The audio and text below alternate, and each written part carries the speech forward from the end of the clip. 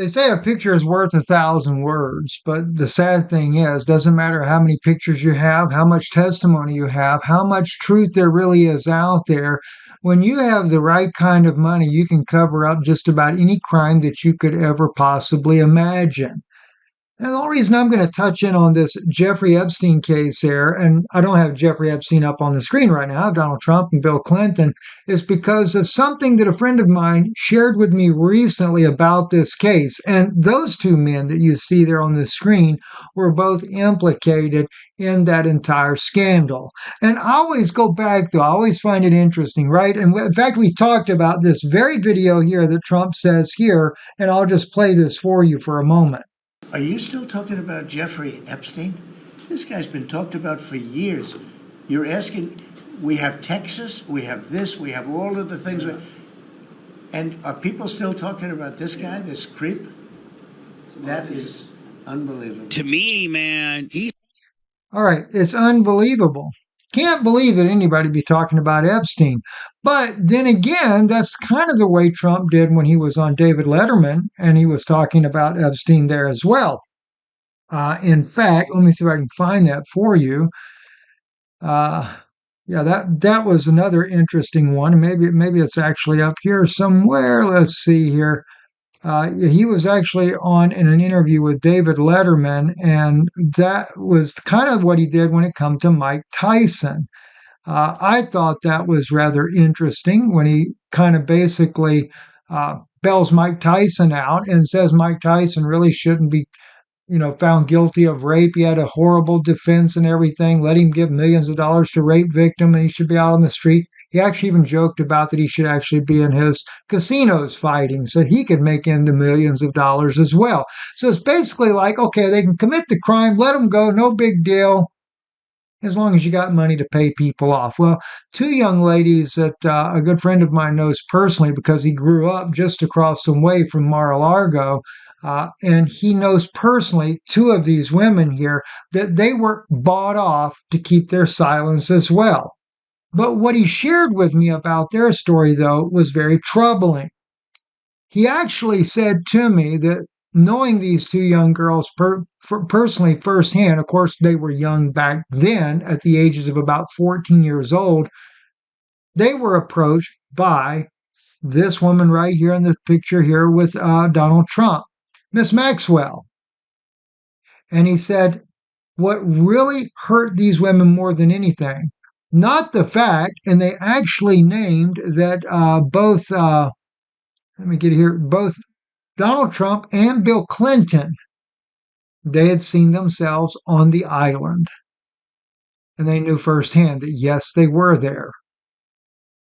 But according to them, their disdain was bad enough for what these men were allegedly doing with them, but they had a greater disdain for Maxwell than they had for anybody else because they said she would show up over on that side of the strip and she would have her fancy car, her nice little accent, and would approach certain girls and flaunt them with praises of, you're so beautiful. Oh my gosh, you should be in modeling.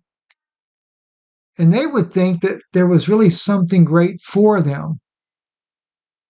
She would even offer them, hey, I could help you make some great money doing a massage. She said, but they had no idea what type of massages she really meant. And according to the friend of mine that told me about this, he said that, like I told you, these two men here both were implicated in it.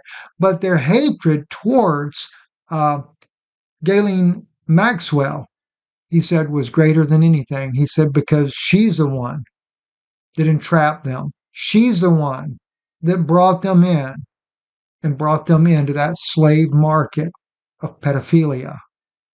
And that's why they have such a hatred for her. Listen to something that Epstein said here on this part here. I want to talk about trying to pin the tail on the donkey. Have you ever had a personal relationship with Donald Trump? What do you mean by personal relationships? Have you socialized with him? Yes, sir. Yes? Yes, sir. Have you ever socialized with Donald Trump in the presence of females under the age of 18? Though I'd like to answer that question, at least today, I'm going to have to assert my 5th, 6th, and 14th Amendment rights, sir. Have you ever had a personal... Though he would like to answer that question today, he would have to assert his 5th, 4th, and 14th Amendment rights. When it comes to whether or not there were relationships that he, with Donald Trump, had with girls under the age of 18, why would he have to assert those amendment rights? Think about it, right? This one here also coming out because so many people are really upset with Trump, who allegedly was going to disclose all the Epstein files, only to find out, no, he isn't. He can't. The implications are far too great, not only for him, for Bill Clinton. And by the way, believe me, Hillary Clinton isn't going to let Bill get dragged through the mud yet again. It was embarrassing he got caught the first time around with Monica Lewinsky. But with Jeffrey Epstein, with both these men being in cahoots with this guy, no way.